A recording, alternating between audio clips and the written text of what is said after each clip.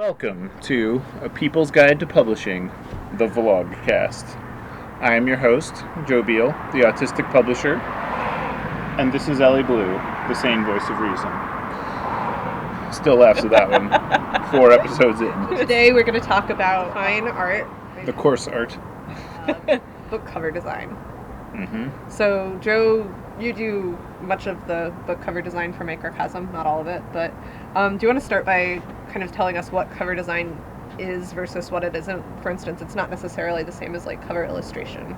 Right. So the number one misconception about cover design is that people tend to think of it like fine art or gallery art, where they think of like a beautiful painting and they, that like tells a story and contains these 45 points and like a lot of different plot details, and it has to have a dragon but also like a maiden and a rock and a key, and like that's not cover design. That is art, which is like they're not completely far apart, but they're not the same thing.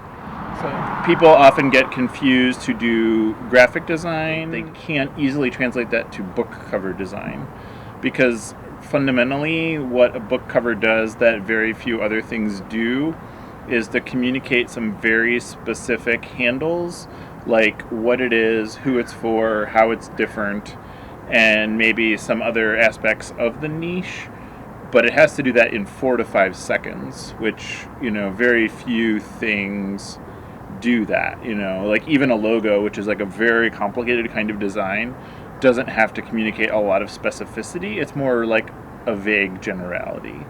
Why does it have to communicate so much in so little time? Because that is the amount of time that you have with your average person. That's the amount of time they will spend looking at it on a website, in a store. Like even when like an account buyer goes through a catalog, it's not like they're spending a minute on each page of the catalog. You're really getting 4 to 5 seconds, sometimes less. So they need to be able to immediately tell right away some really basic things. And this is not like necessarily who the author is, unless the author is a famous person. But like, is it fiction or nonfiction? Is it gendered? And they pretty much almost always are. Yeah, they're mostly gendered. What will the book do for you, the reader? And it's like the title is a really important part of this, because if they're going to read it. Yeah, what am I getting out of it is their big question. So like choosing your title is almost more important part of the cover design than even designing the cover. Right, like the title should be coherent and it should sort of lead you down a path of what you're getting out of this book. And then the subtitle should clarify that. And then your cover design should sort of fill you in on like other aspects of like, if it's a history of baseball, like who are the key players, what era, like what does it not include, is it East Coast or West Coast, things like that. Things that will really sort of help you to understand whether it's for you or not.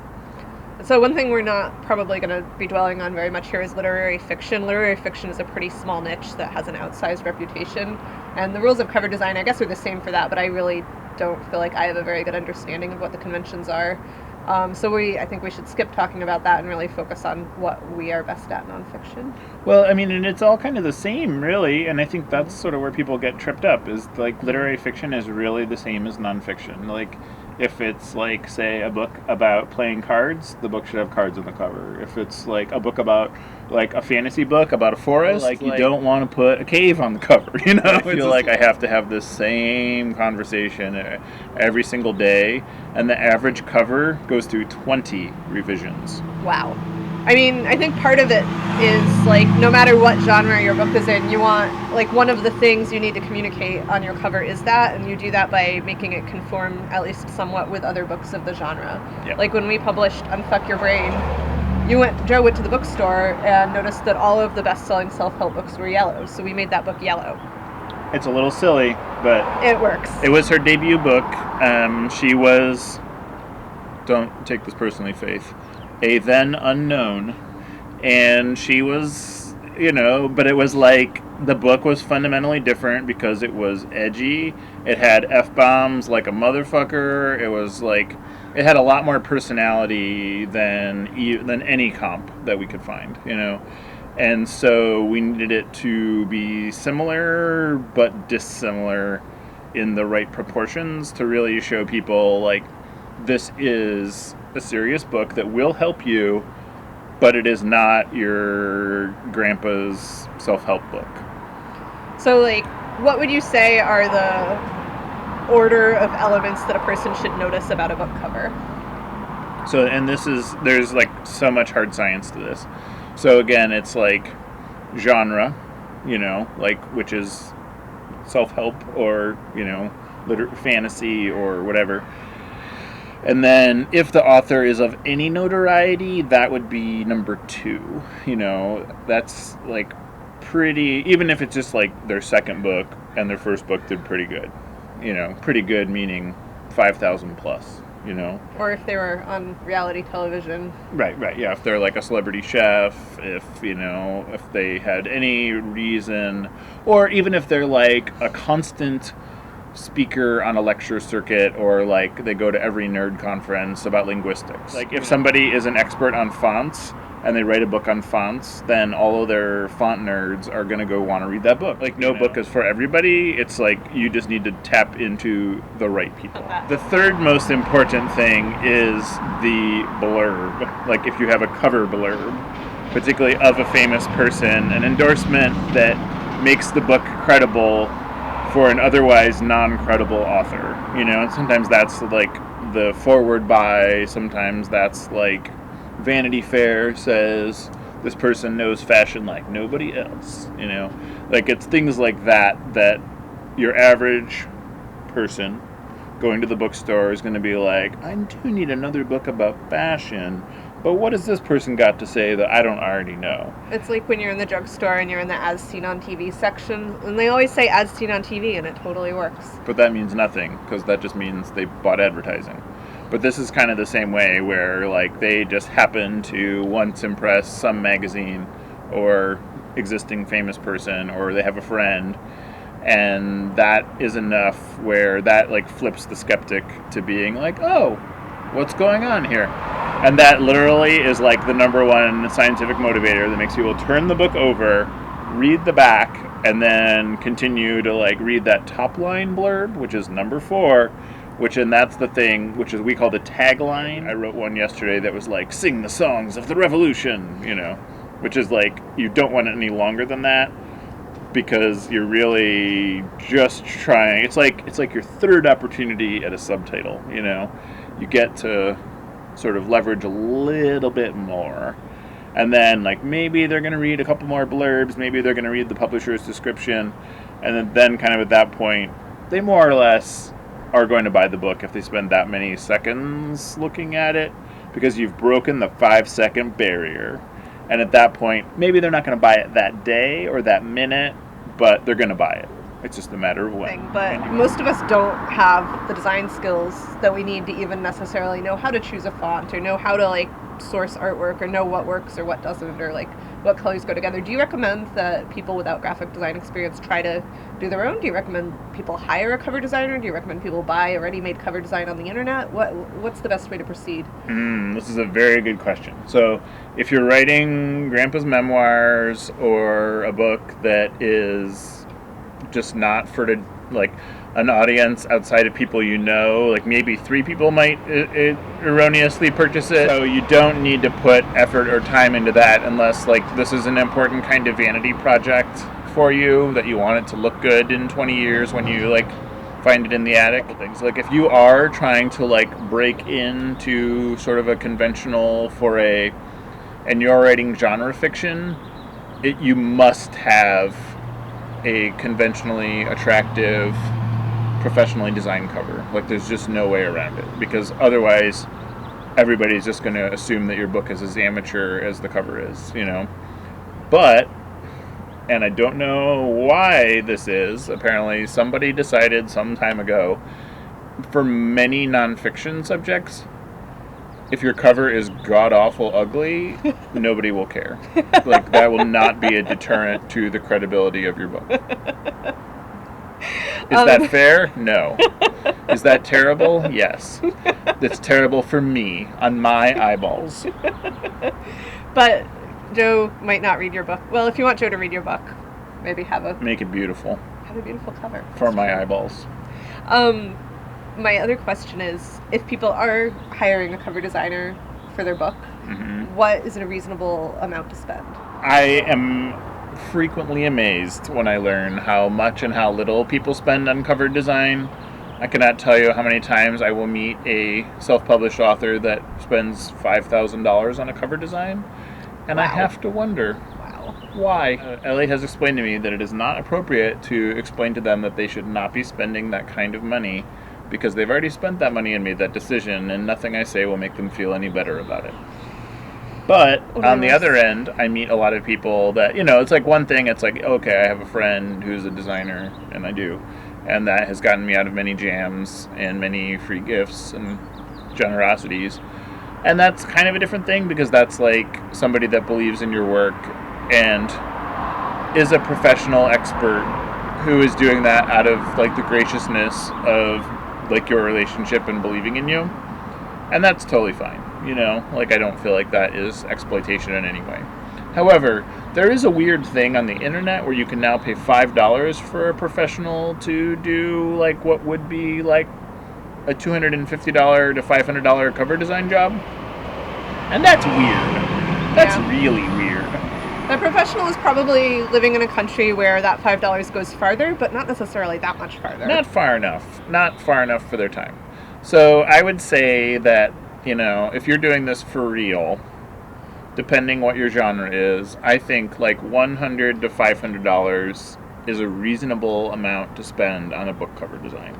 And if you're like really attached to the work of one specific artist and their work is in demand, they might quote you more like $1,000 or $2,000 or $5,000. That's a choice you have to make, but also consider whether or not they are a professional book cover designer. Because you can pay a lot of money for a beautiful work of custom art that just doesn't work as a book cover. And like I would say, like get that beautiful art print to hang in your house, but then go and spend $250 employing a book designer and show them the art that you like, and they can come up with something that you will like, even if it's not necessarily by a famous name. And a famous name book cover isn't necessarily going to help your book sell either. I know, and that's a really hard thing to explain to authors a lot, that just because they're friends with famous artist and famous artist is willing to cut them a deal, and instead of charging $50,000, they're going to do it for $5,000.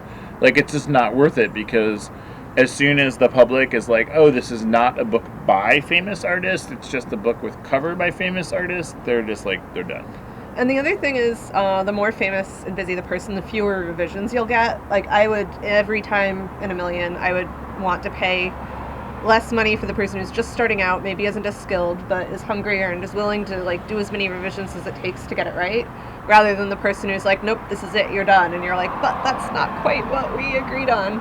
And especially if you are new to directing this sort of work, if you are new to this, you won't necessarily know what to tell the cover designer, and this is like actually a really important part. What are the things that should go into a cover brief for the designer? Sure. So you want to research your comp titles. So those are other titles that people would buy in addition to or instead of your book. And so you want to find 2 to 3 that are a good visual representation of what your book should look like. And then maybe like certain elements of them that are more important or good for continuity. And then you want to have a list of things that it should not be. For example, when we gave the brief to the designer for Unfuck Your Brain, we said yellow, simple, clear, actionable. Like we don't want to run the risk of people reading this as a humor book. We don't want them to, look at it and think uncredible. We want them to look at it and be like, okay, this is like edgy and maybe a little bit kitschy, but for the most part, it's like a serious professional book for the general public, rather than like a technical book for therapists, even though plenty of them enjoy it too. So it's like those are the things that you really want to push. And we did a book recently, What About Tomorrow, which is the history of punk rock in Russia. And so like we had like a consistent Russia propaganda poster design and color scheme. And, similarly, we did a book a couple years ago called Soviet Daughter, where, we sort of invoked a similar thing. And with that book, it was dangerous. Like, we really needed to make sure that it, like, looked like an adult graphic novel, rather than because the risk with comics and especially like painted covers is that they look like they're for children. The other things that you really need to tell your designer up front, and I cannot stress this enough because you can go so wrong and lose so much money not doing this, is what dimensions your book are. Yes, proportions. Yeah, like, is it 5 by 7 inches or is it 7 by 5 inches? You always do it width by height. So, like, Unfuck Your Brain is what, 5.5 by 7? 5 by 7. 5 by 7. And always double check this information. And that is hard, that half an inch is hard to correct in post. Yeah, and I would always, like, one thing I always try to tell designers, especially if they're doing, like, an illustrated or painted cover, is, like, we need an extra, like, half inch to really, honestly, even an inch of, like, space that's painted but doesn't contain important information on all 4 sides of the cover so that we can, like, move it around to make sure, like, that, you know, our text doesn't have to go on top of the head in the painting or whatever. And sometimes you want that to wrap around onto the spine. Sometimes you get a really killer cover blurb and then you have to adjust to put 2 lines of text on the top and not have it run into any other vital live area. You know, things like that. You just want that maneuverability, and a lot of times your designer is not gonna, you know, sometimes they'll really want to be the only one to make changes, but other times they're just done when they're done.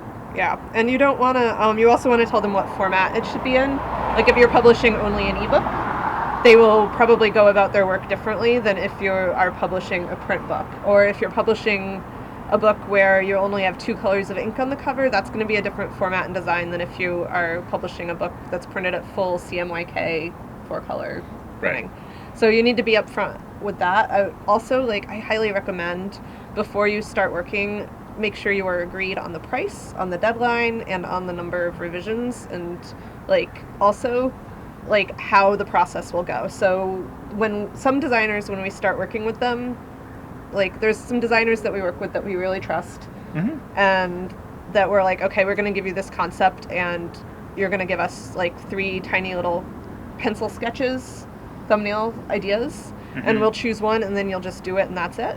There's other designers that we work with that are, like, really fast, and they are, like, come up with 10 or 20 ideas, and then we choose, like, 3 for them to develop a little bit more, and then we're like, oh no, how about a different one? And then they'll do it, but not everyone will agree to work that way. So you need to have some good communication about that, because if somebody is like, I have committed, 10 hours to working on this project, and 5 hours in you're like, no, I want to start over with a different idea, you're going to have an awkward conversation.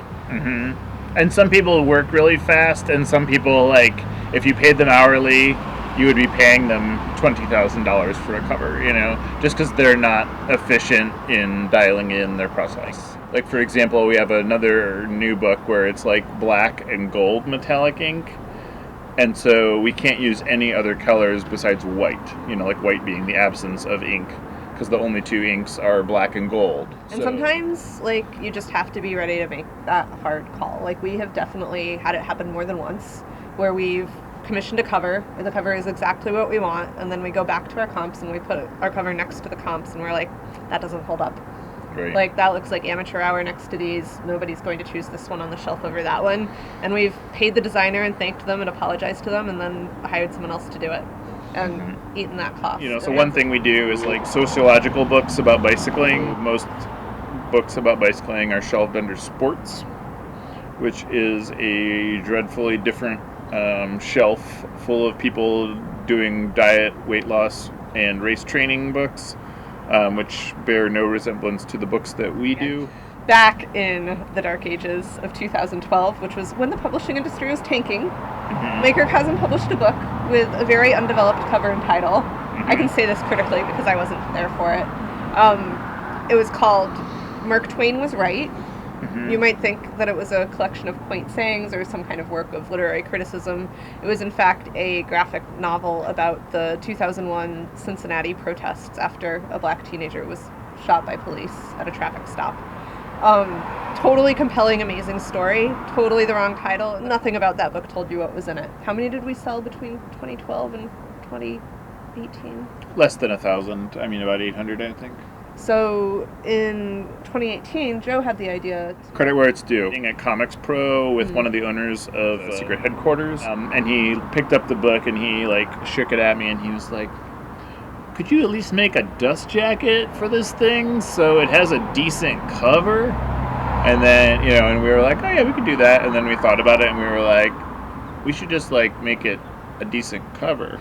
We changed the title to 6 Days in Cincinnati, which captures both the urgency and the actual events that happened, and then a subtitle that framed it in terms of the Black Lives Matter movement, which had sprung up since the original publication and was a much better frame of reference than something Mark Twain said. And it taps in perfectly to 6 Seconds in Dallas, which is like one of the key books about the assassination of President Kennedy, which I liked because it made it out that this like black teenager was like as important of a person to be murdered as the president. And like an important piece of our history that I think it's so important and to was know lost. About. Yeah, it was very much there unknown. was like a textbook about it and our graphic novel with the bad cover, and that was it. We also had the author do a drawing to promote the book, and we were like, oh, this drawing put on the postcard for the book would be the perfect cover. So we ended up having art from the book on the cover. This was your innovation, credit where it's due. We brought all of the books down the street on a handcart to the local print shop,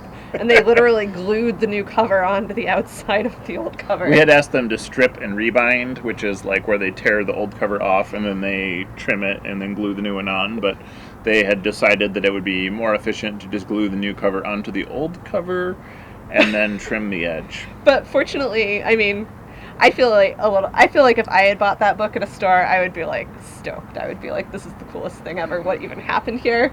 Not all of our distributors felt that way, but fortunately we sold through them so fast that we were quickly able to do a proper print run with the ISBN and everything. Yeah, so we had 2,200 left from that first printing, which we sold in 1 month.